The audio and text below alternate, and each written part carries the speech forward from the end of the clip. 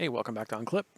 Just have a super quick piece of advice I wanted to stick in. I never could figure out what video it belongs in, but I've heard a lot of people say, start with whatever you have. And I love that idea. But I will say from our experiences, for sure if you're boondocking, if you're mooch docking, and you know the people, obviously. Otherwise, you're just sort of squatting, aren't you?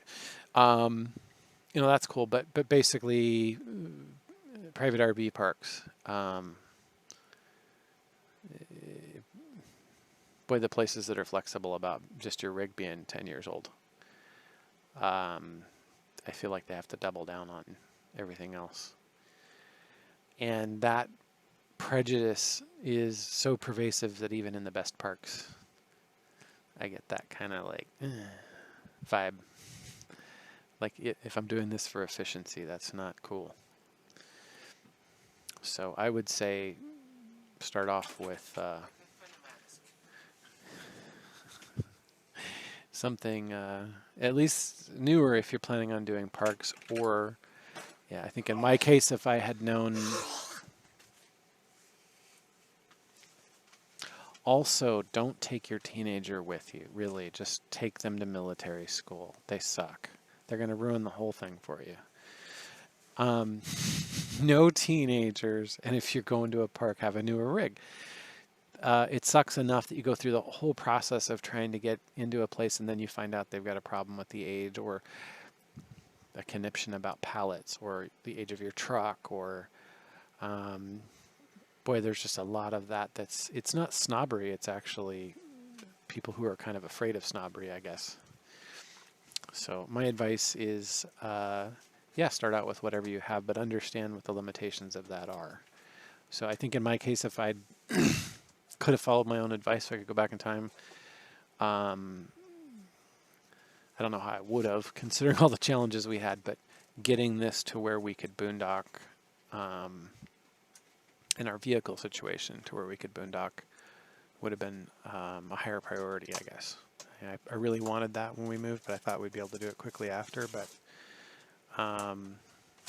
that helps because even if you don't boondock, there's a ton of parks that are, they don't have full hookups. So it helps if you're that, if you have that flexibility. You can stop along the way. You can go to public parks. You can go to BLM land. It's like you just wherever you're capable. That's where I would put the bar at, and I wouldn't let that push you a year.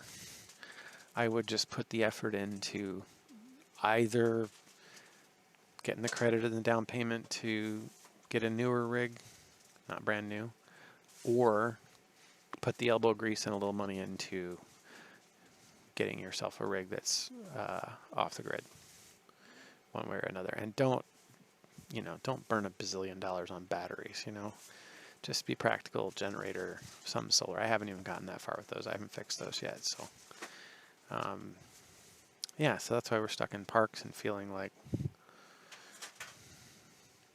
somebody pulled in next to us at this place, and this is a very nice place, and we've really liked it here. But they have a 2-week limit. People that pulled in next to us when we were here last time are still here.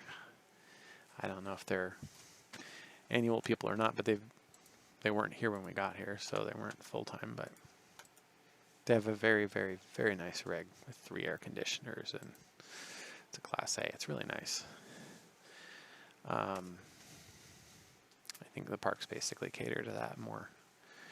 Hopefully this has decent volume. This is the first test with AJ's help with fixing the sound. Sorry for the assistance in background noise and mess and that glorious haircut of his. He's all insulted. Anyway, thanks for coming back to Unclip.